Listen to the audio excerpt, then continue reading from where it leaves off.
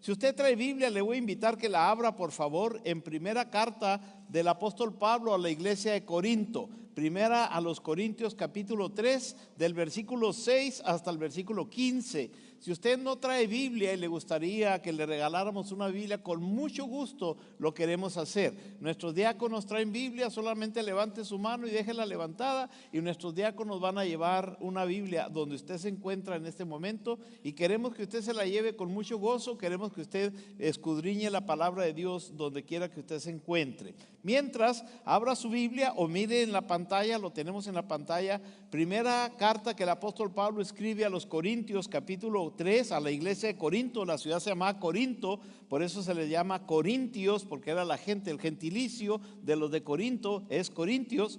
Entonces le está llamando, le está enviando esta carta a la iglesia que está en esta ciudad llamada Corinto. Capítulo 3, y vamos a leer del versículo 6 en adelante. Pongámonos de pie en respeto a la palabra de Dios.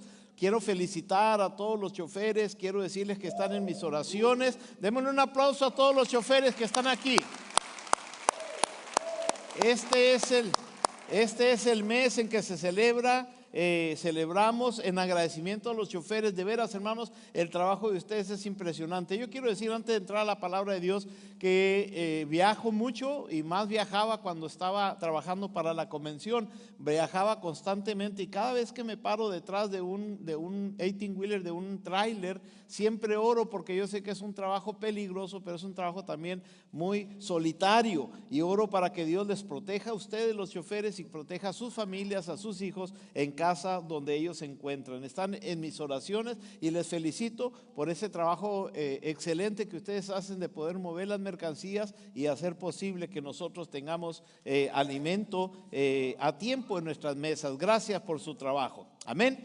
Dice la palabra de Dios en primera carta a los Corintios capítulo 3 versículo 6 de esta manera: yo planté, dice el apóstol Pablo, él está escribiendo, dice: yo planté, Apolos regó. Apolos era otro pastor de la iglesia. Dice: Apolos regó, pero el crecimiento lo ha dado Dios. Así que ni el que planta es algo, o sea, dice Pablo, yo no soy algo, ni el que planta es algo. Y dice, ni el que riega, Apolos, ese era el otro pastor, dice, ni él es algo, sino Dios es algo, porque dice el versículo 7 que sino Dios que da el crecimiento. Ahora sí, versículo 8 dice: y el que planta y el que riega son una misma cosa, aunque cada uno recibirá su recompensa conforme a su labor, porque nosotros somos colaboradores de Dios, y vosotros sois labranza de Dios, edificio de Dios, conforme a la gracia de Dios que me ha sido dada. Yo, como perito arquitecto, puse el fundamento, y otro edifica encima, pero cada uno mire cómo sobreedifica, porque nadie puede poner otro fundamento que el que está puesto, el cual es Jesucristo. Y si sobre este fundamento alguno edificare oro, plata, piedras preciosas, madera, heno, hojarascas, la obra de cada uno se hará manifiesta, porque el día la declarará, pues por el fuego será revelada, y la obra de cada uno cual sea, el fuego la probará. Si permaneciere la obra de alguno que sobreedificó, recibirá recompensa. Si la obra de alguno se quemare, él sufrirá pérdida, si bien él mismo será salvo, aunque así como por fuego. ¿No sabéis que sois templo del Espíritu de Dios, y que el Espíritu de Dios mora en vosotros? Les di un pilón, dicen en México, el versículo 16, gratis. Padre, esta mañana quiero ponerme en tus manos, Padre, y así como me has hablado a través de este pasaje, yo quiero, Padre, que nos hables como iglesia, que nos permita, Señor, poder disfrutar las bendiciones que tu palabra tiene para nuestra vida el día de hoy. Señor, como siervo tuyo me pongo en tus manos como una herramienta únicamente, como un vaso, y úsame, Señor, para bendecir a tu pueblo en tu nombre, Señor. Sé tú, a través de tu Espíritu Santo, quien me utilice, pero también quien trabaje en los corazones de cada uno de los que estamos aquí, Señor. Sé que muchos de los que estamos aquí traemos cargas, traemos presiones, traemos preocupaciones, pero algunos traemos también agradecimiento, gozo, bendición. Señor, todo esto lo queremos dejar en el altar, en tus manos. Queremos tener la confianza, Señor, de que tú escuchas nuestra plegaria y nos ponemos en tus manos, Señor, pidiéndote, Señor, que nos hables a través de la exposición de tu palabra. En el nombre de Jesucristo estoy orando. Amén y amén. Tome asiento, mi hermano, por favor. Estamos hablando sobre la iglesia. Tenemos un tiempo, 2 o 3 semanas hablando sobre la iglesia. Ya estudiamos qué es la iglesia, cómo está formada la iglesia, vimos la importancia de la iglesia. Y si usted me permite, hoy quiero hablar sobre un tema importante que tiene que ver con la iglesia. La iglesia fue diseñada para durar. En Ciudad Juárez, de donde yo nací, al cruzar el puente hacia Estados Unidos, hacia Texas, hay una ciudad que se llama El Paso, Texas. Y en la ciudad del Paso, Texas, sé que muchos me están viendo de ahí, de esa área. En la ciudad de El Paso, Texas, hay una calle, cuando uno entra por el puente de México hacia Texas, hay la calle que se llama la calle del Paso, así se llama la calle esa. Bueno, esa calle, desde que inicia hasta donde termina la calle, que son como unas 15 cuadras de largo, más o menos 15 bloques de largo, esa calle tiene todo tipo de comercios, todo tipo de comercios. Usted puede encontrar en esa calle todo tipo de comercios, desde juguetes, ropa, cobijas, chamarras, herramientas, todo lo que usted necesite, ahí lo encuentra en esa calle. Se le conoce como la calle de los chinos, porque todo lo que usted encuentra, ahí lo va a encontrar. Inclusive hubo un tiempo, yo no sé ahora, y no me pregunte después del culto, porque yo no tengo la información, pero inclusive ahí en esa calle, hace muchos años, ahí encontraba inclusive todo lo que tenía que ver con documentos falsos. Podía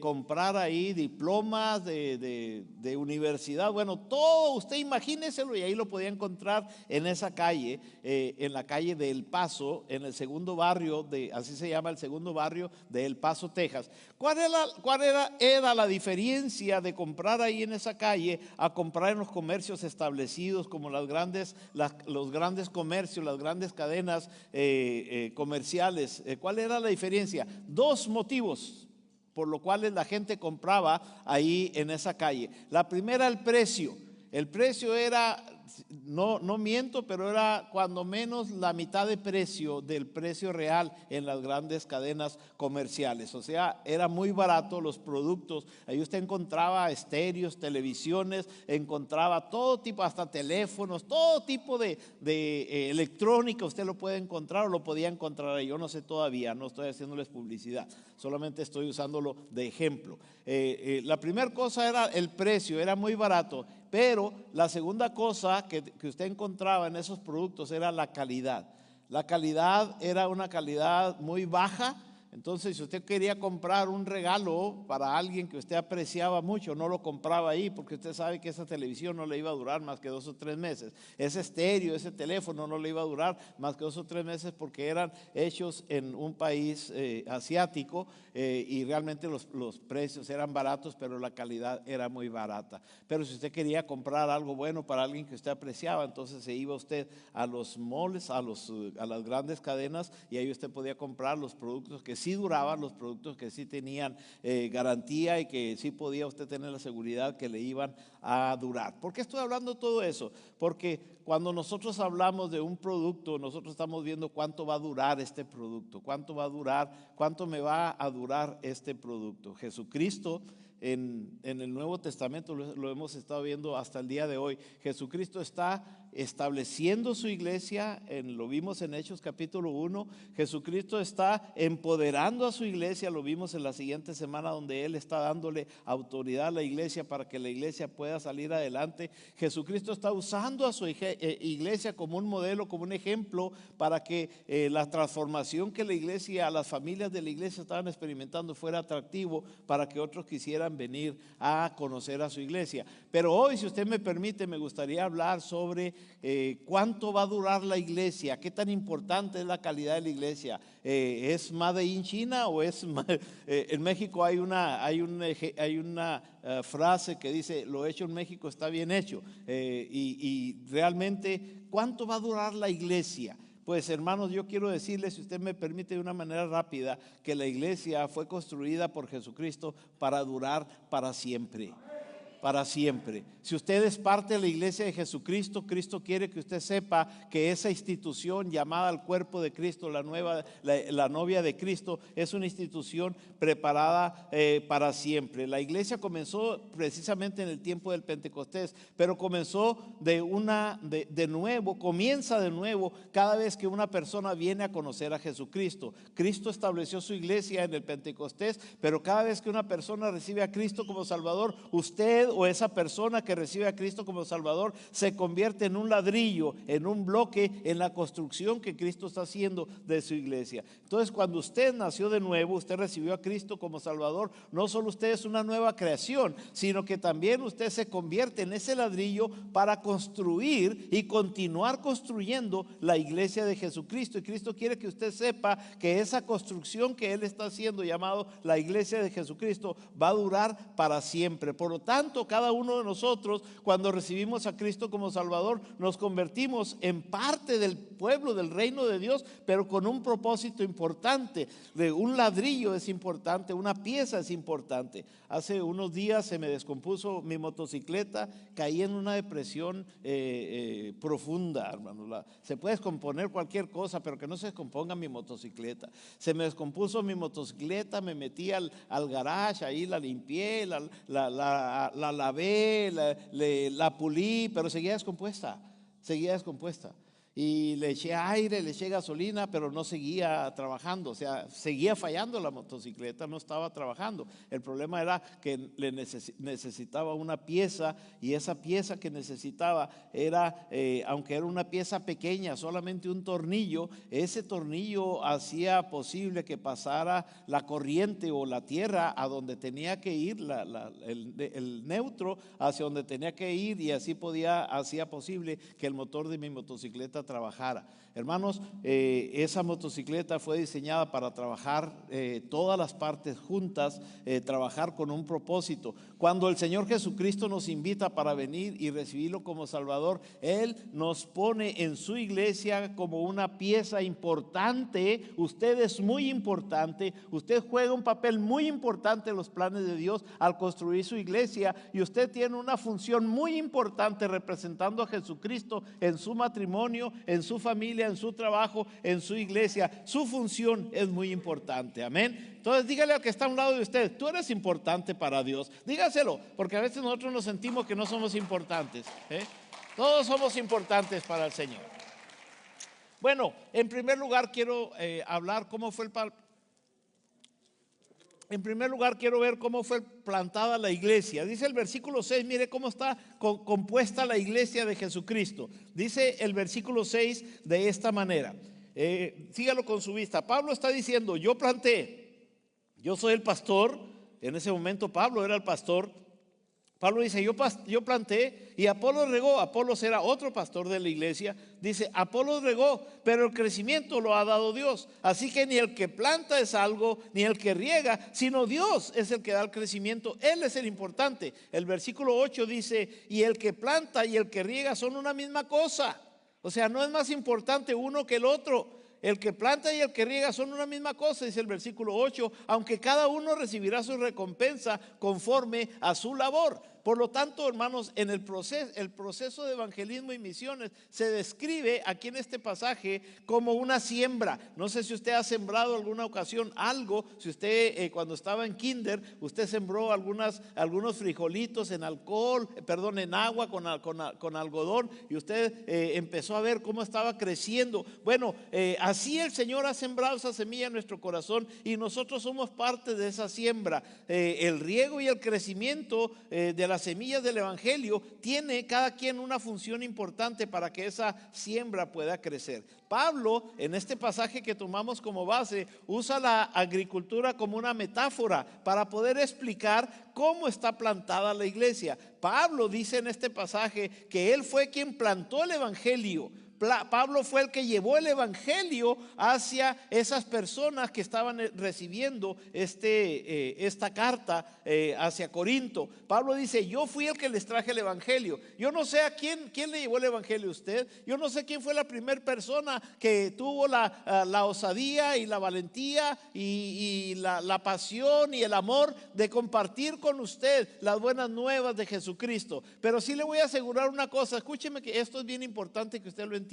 Le voy a asegurar una cosa, que la primera vez que usted escuchó el evangelio, usted no recibió a Cristo como Salvador en ese momento, porque es un proceso de la salvación. Usted tenía que haber recibido la semilla y luego tenía que haber esa semilla, tenía que ser regada esa semilla a través de diferentes testimonios y diferentes formas, y en el tiempo en que Dios quiera, el Señor entonces puso en el corazón de usted la necesidad de recibir a Cristo como Salvador. Quiero que usted entienda que es un proceso lo que la palabra de Dios nos está diciendo aquí. Entonces es importante que nosotros compartamos el evangelio donde quiera que nosotros estamos, porque no sabemos si nosotros estamos plantando la semilla en aquella persona que necesita el evangelio de Jesucristo, o no sabemos si alguien más ya ha plantado la semilla en el corazón de esa persona y usted simplemente está regando esa semilla que ya ha sido plantada a través del testimonio que usted está dando. O usted no sabe si Dios le va a dar la oportunidad de que cuando usted le predique el evangelio a esa persona y esa persona quiera aceptar a Cristo como Salvador, entonces Dios le puede dar a usted la oportunidad de recibir los frutos que alguien más plantó.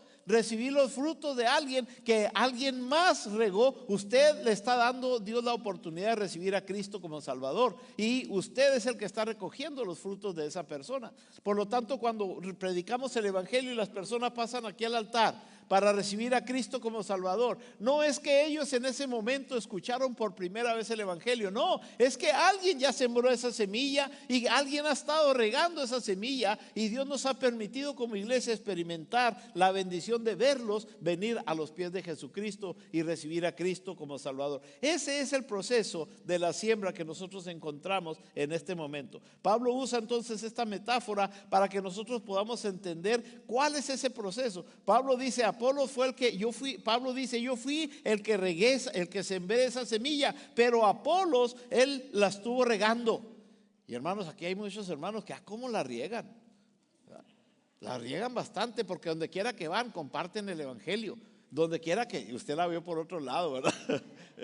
Donde quiera que ellos van comparten del evangelio, entonces están regando la semilla. Es importante que nosotros reguemos la semilla. Pablo dice en este versículo: Apolos, él es el que regó la semilla, o sea, el que continuó el discipulado, continuó enseñándoles la bendición de recibir a Cristo como Salvador, enseñándoles la importancia de conocer a Cristo como Salvador, y eso ayudó que la semilla echara raíces. Pero dice Pablo en este versículo: pero al final de cuentas la salvación no depende de una iglesia, no depende de un pastor, no depende de un buen predicador o de un buen evangelista. La salvación depende de Dios, dice en este versículo. O sea, es Dios el que produce en nosotros, dice la Biblia, así el querer como el hacer por su buena voluntad. Me encanta el versículo 6. Vamos a leer todos juntos el versículo 6, porque el versículo 6 dice algo bien importante. Pablo está diciendo: yo planté, todos juntos hermanos, dice: yo planté, Apolos regó, pero el crecimiento lo ha dado Dios. Entendamos, hermanos, que el que va a transformar la vida de tu esposo es Dios. El que va a transformar la vida de tu esposa es Dios. El que va a transformar la vida de tus hijos es Dios. Es Él el que va a dar el crecimiento. Mi trabajo, tu trabajo es compartir el evangelio, orar por ellos, dar testimonio de las bendiciones que es conocer a Cristo como Salvador, y al final de cuentas es Dios el que va a hacer esa semilla. A mí me tocó 16 años, como lo compartí la semana pasada, esperar que Dios compartiera, que Dios tuviera misericordia y que Dios contestara nuestras oraciones. Pero tarde que temprano el Señor cumple su promesa cuando Él dice: clama a mí y yo te responderé y te enseñaré cosas grandes y ocultas que tú no conoces. Sigamos clamando por la salvación de nuestros seres queridos, sigamos salvando por la salvación de nuestros vecinos y amigos y familiares. Sigamos orando y sembrando y regando la semilla de Jesucristo para que a su tiempo, dice la palabra de Dios, nosotros podamos cosechar de ese tiempo. Hermanos, todos tenemos un papel muy importante en el proceso de la siembra y la cosecha. Todos tenemos un papel muy importante, ya sea sembrar la semilla, ya sea regar la semilla, pero al final de cuentas el papel de Dios es tan importante que es Él el que decide cuándo esa semilla va a dar fruto. Es Dios el que hace crecer la semilla. Al final de la obra de Jesucristo, mis hermanos, al final de cuentas la obra la hace el Espíritu Santo y eso es lo más importante. Amén. En segundo lugar, quiero compartir, hermanos, no únicamente cómo se plantó la iglesia.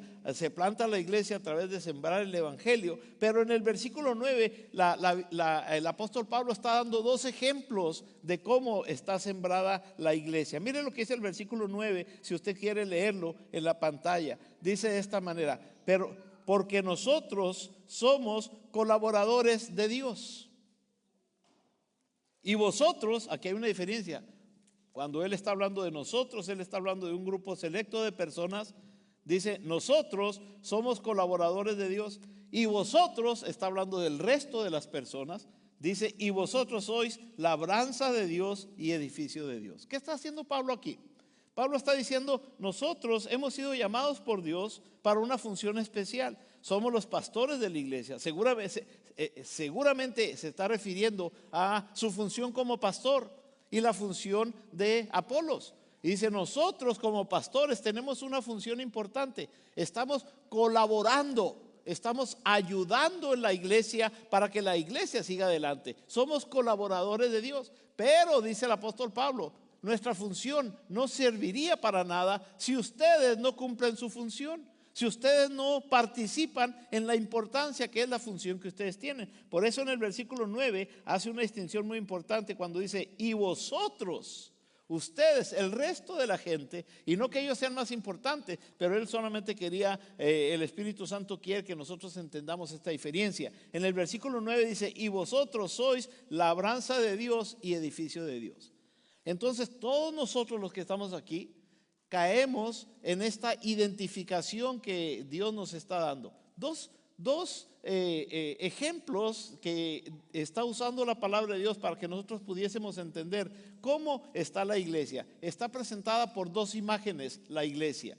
En la Biblia, hermanos, la iglesia se describe, si usted lee la Biblia, usted se va a dar cuenta que la Biblia describe a la iglesia como un campo, como un edificio, como lo acabamos de ver ahorita, como un templo, como un cuerpo. También la Biblia habla de la iglesia como el cuerpo de Cristo, como una novia ataviada. Usted ve el libro de Apocalipsis y habla de la iglesia como una novia ataviada, como una familia, cuando Jesucristo dice que somos parte de la familia de Dios, como una nación, el pueblo de Dios se refiere a una nación, como un sacerdocio. Nuestra función como iglesia, fungimos como sacerdocio. Entonces, en estos versículos Dios claramente quiere darnos a entender quiénes somos como iglesia. Si usted es miembro de la iglesia, Dios quiere que usted entienda cómo usted funciona en la iglesia y qué es lo que usted debe hacer, quién es usted y qué es lo que usted debe hacer. Hablando de este versículo 9, podemos ver que Pablo quiso describir el trabajo que él hacía y el trabajo que Apolos hacía, lo que ellos estaban desarrollando en la iglesia. Ellos, Apolos y Pablo, se dedicaban a servir en el campo de Dios. El trabajo de ellos era esparcir la semilla, predicar el evangelio, y el trabajo del otro era regar esa semilla que se había esparcido y se había regado en los corazones de la gente. Ese era el trabajo de ellos. Hermanos, Dios nos está diciendo que usted tiene ese trabajo, usted es responsable de ese trabajo con sus hijos. Es usted el responsable de sembrar esa semilla en los corazoncitos de sus hijos. No le deje esa tarea, hermanos, a los maestros de escuela dominical, de los grupos de conexión. No le deje esa tarea a la iglesia. No es la iglesia, es usted como padre el responsable de sembrarle esa semilla a los corazoncitos de sus hijos. No es responsabilidad del gobierno. No es responsabilidad del gobierno inculcarles en ellos el buscar a Dios. Es nuestra responsabilidad como padre. Por eso Pablo está diciendo aquí, yo regué la semilla donde la tenía que regar, con quien tenía que poner esa semilla y tenía que regar esa semilla. Usted debe asumir la responsabilidad que usted tiene como padre de familia en el hogar donde Dios lo ha puesto. Usted, estoy hablando para los varones, usted es el responsable de la vida espiritual de sus hijos delante de Dios. No necesariamente delante de la sociedad, pero sí delante de Dios. Usted es responsable de eso. Por lo tanto, Pablo está tratando de decirle aquí, este es mi trabajo. Pero Pablo dice, ¿ustedes creen que Apolos y yo estamos en competencia? El apóstol Pablo dice, nosotros somos compañeros de trabajo. Cada uno de nosotros realizamos una tarea importante, aunque diferente, pero realizamos una tarea importante. ¿Cómo se aplica eso en nuestra vida? Usted es responsable también, como madre de familia. Usted es responsable de ser colaboradora con su esposo, y como matrimonio ustedes son responsables de guiar a su familia en el amor y en el respeto del Señor. Ustedes son compañeros de trabajo. Ustedes son trabajadores comunes dedicados a cultivar la vida espiritual de sus hijos, a cultivar la vida espiritual de sus familiares, a cultivar la vida espiritual de la gente que está alrededor de ustedes, donde se ha sembrado la semilla o se necesita sembrar esa semilla. Quizá Pablo y Apolos tenían estilos diferentes. Probablemente eran dos pastores diferentes. Mire, hermano, esta iglesia tiene cuando menos dos pastores. Un servidor y el pastor Misael Rivera. Uno más guapo que el otro, por supuesto, el guapo soy yo, ¿verdad? Uno más inteligente que el otro, por supuesto, usted ya sabe quién es el inteligente, el hermano Misael, ¿verdad? Porque él es el que dirige la alabanza, la educación cristiana. No, esa es broma. Mi punto es que aunque eran muy diferentes, Pablo y Apolos eran compañeros de trabajo. Por lo tanto, lo que Pablo está diciendo es que no hay razón para que la gente siguiera a Pablo, o que la gente siguiera a Apolos, o que siguieran a Pedro.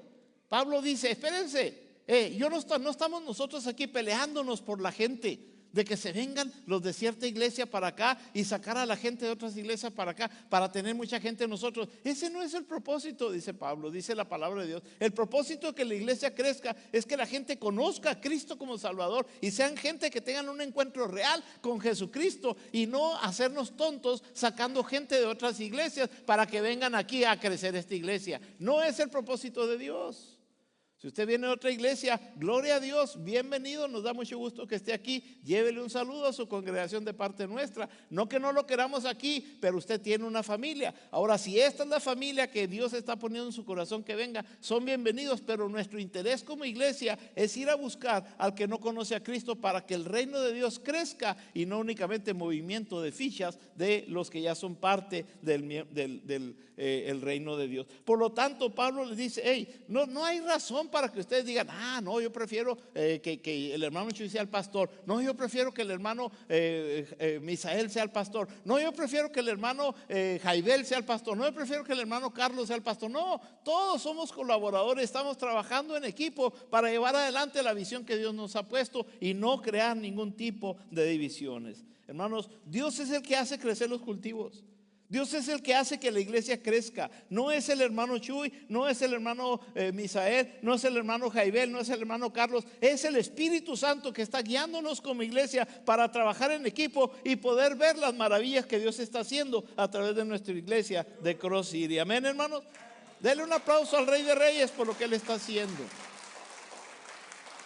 No vaya a pensar que no lo queremos aquí. Es bienvenido. Si usted está aquí, es bienvenido. Nos da mucho gusto. Y si Dios lo trajo y esta es la iglesia que Dios quiere que usted esté aquí, quédese aquí. Pero quédese para que usted sea quien riega o quien siembra las semillas y esperar que Dios produzca ese crecimiento en nosotros. Por lo tanto, hermanos, Pablo está diciendo así tan sencillo. Mire, grábese esto, lo que Pablo está diciendo en este pasaje. Pablo está diciendo, atención, hermanos de Cross City, atención, dice Pablo. Bueno, no de Cross City, pero está diciendo atención. Dice, atención, no sigan a los trabajadores del campo. No sigan a los trabajadores del campo, sigan al dueño del campo. Amén. No siga al trabajador del campo. Mucha gente dice, no, yo voy a la iglesia del hermano fulano de tal. ¿Por qué? Porque predica muy bien, porque es una iglesia grande, porque el grupo de alabanza está muy bueno, porque tienen un buen programa de alabanza. Y empezamos nosotros a seguir a ciertos líderes, a ciertos predicadores carismáticos o ciertas iglesias carismáticas. Y estamos siguiendo, hermanos, a los obreros del campo, estamos siguiendo a los trabajadores del campo. Pero, hermanos, debemos seguir al que es el dueño del campo, que es el dueño de ese campo, y ese dueño se llama Jesucristo. Amén, hermanos. Por lo tanto, cambiemos nuestra forma de pensar y confiemos completamente en el Señor Jesucristo. En este pasaje, en el versículo 9, encontramos dos imágenes de la iglesia. Para contextualizar eso, en el versículo 9 dice, hay dos imágenes de la iglesia: una labranza de Dios y la otra es edificio de Dios. Mire lo que dice el versículo 9. Nuevamente lo quiero leer para que usted lo entienda. Porque nosotros, dice el versículo 9, somos colaboradores de Dios y vosotros sois labranza de Dios y edificio de Dios. O sea, está diciendo, la iglesia es una labranza de Dios y es un edificio de Dios. Vamos a ver un poquito la diferencia de estas dos metáforas, de estos dos ejemplos que la Biblia está usando. Cuando la Biblia dice que nosotros somos labranza de Dios, no es otra cosa más que la referencia a una viña, a un sembradío, al cultivar, al principio de la cosecha, que es siembra, riega y cosecha. Se está refiriendo a eso. La viña es una de las imágenes favoritas de Jesucristo. Si usted lee Juan capítulo 15, y no lo tengo en el pasaje, ahorita se me está viniendo a la mente este versículo, pero si usted viene a Juan capítulo 15 y usted lee los primeros 3 versículos de Juan capítulo 15, dice la palabra de Dios, y es Jesucristo el que está hablando. Jesucristo dice, yo soy la vid verdadera y mi Padre es el labrador. O sea, el dueño de la finca, el dueño del campo es mi Padre, es Dios.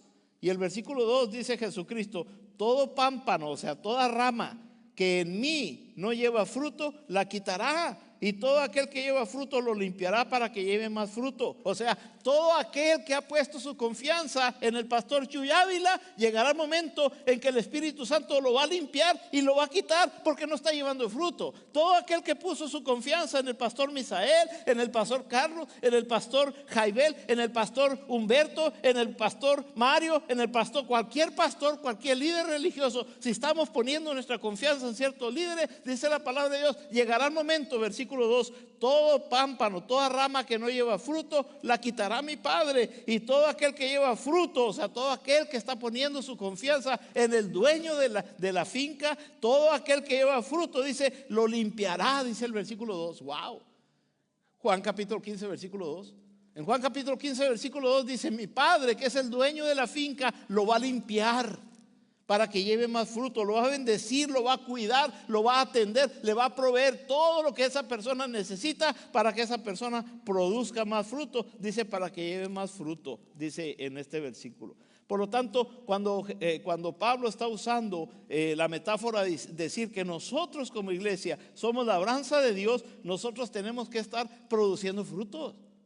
Nosotros tenemos que cambiar nuestra visión de confiar en el hombre y empezar a poner nuestra confianza en que es Dios el que va a transformar nuestro matrimonio, es Dios el que va a transformar nuestra familia, es Dios el que va a transformar a nuestros hijos, es Dios el que va a impactar nuestra comunidad a través del Espíritu Santo. Amén, hermanos.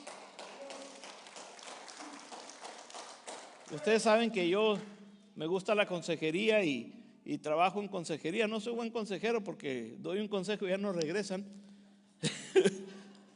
Yo quisiera tenerlos de pacientes mucho tiempo, pero no, 2 o 3 sesiones y luego ya no regresan. Y luego ya los veo bien contentos. Digo, no, pues estoy perdiendo clientes. Me encanta la consejería y me gusta que personas vengan a mi oficina y poder platicar con ellos y poder ver los cambios que están experimentando, ya sea en su propia vida o en sus situaciones que están enfrentando, en su matrimonio, con sus hijos.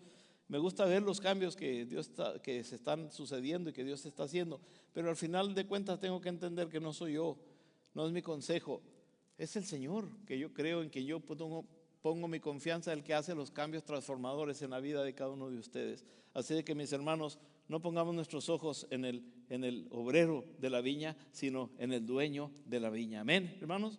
Y luego la segunda imagen dice aquí en el versículo 9 que nosotros somos edificio de Dios. Dice en el versículo 9, nosotros somos edificios de Dios. Por lo tanto, hermanos, cada uno de nosotros somos parte de esa construcción que Dios está haciendo. Ustedes son personas que tienen la presencia de Dios ahora en sus vidas y han recibido a Cristo como Salvador. Y Pablo está diciendo aquí en este versículo que Jesucristo es el fundamento. Dice la Biblia, la piedra angular. Mire, hay dos piedras, dice la Biblia, la piedra angular y la piedra que desecharon los edificadores ha venido a ser la cabeza del ángulo. Ok, déjame le explico brevemente, yo sé que el tiempo pasa, pero déjame le explico brevemente las funciones que tiene la piedra angular. La piedra angular es una piedra grande, hermanos, que la diseñaban, la buscaban los edificadores de tal forma que esa piedra pudiese tener el ángulo perfecto, porque va a ser la primera piedra que van a poner en la construcción de ese gran edificio que van a construir. Entonces, la piedra angular es la piedra más importante porque arriba de esa piedra, a los niveles de esa piedra, se iba a ir construyendo hacia arriba. Y si esa piedra estaba ladeada un pequeño, 2 o 3, grados hacia un lado, tarde que temprano esa desviación de grados iba a hacer que el edificio fuese construido equivocado, chueco, que se cayera. Por lo tanto, la piedra angular era bien importante porque arriba de esa piedra iban a sobreedificar todo lo demás. Entonces, la pieza más importante de uno de esos grandes edificios era la piedra angular. Y luego la Biblia habla también de la piedra que desecharon, la cabeza de ángulo. La Biblia habla también de la otra piedra que cuando construyeron el templo de Jerusalén, ahí no permitían que estuvieran golpeando las piedras en el templo de Jerusalén porque ahí estaba la presencia de Dios. Entonces lo que hacían es que iban y traían las piedras y las golpeaban allá afuera o las cortaban allá afuera y traían las piedras sin hacer ruido, depositaban esas piedras perfectamente donde deberían de caer. Entonces cuando construyeron ese gran templo, yo no he visto el templo, pero he visto los muros de ese templo.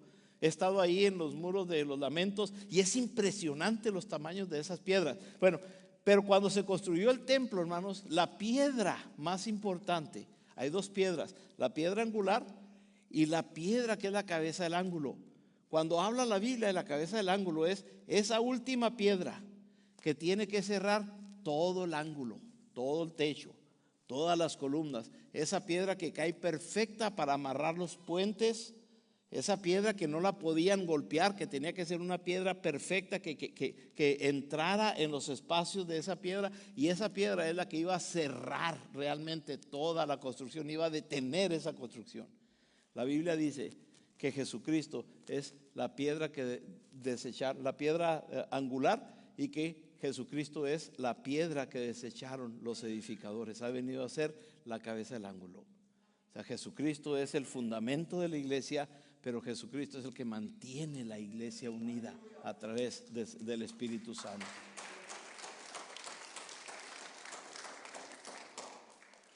Pero qué importantes son cada una de las piezas de esa construcción.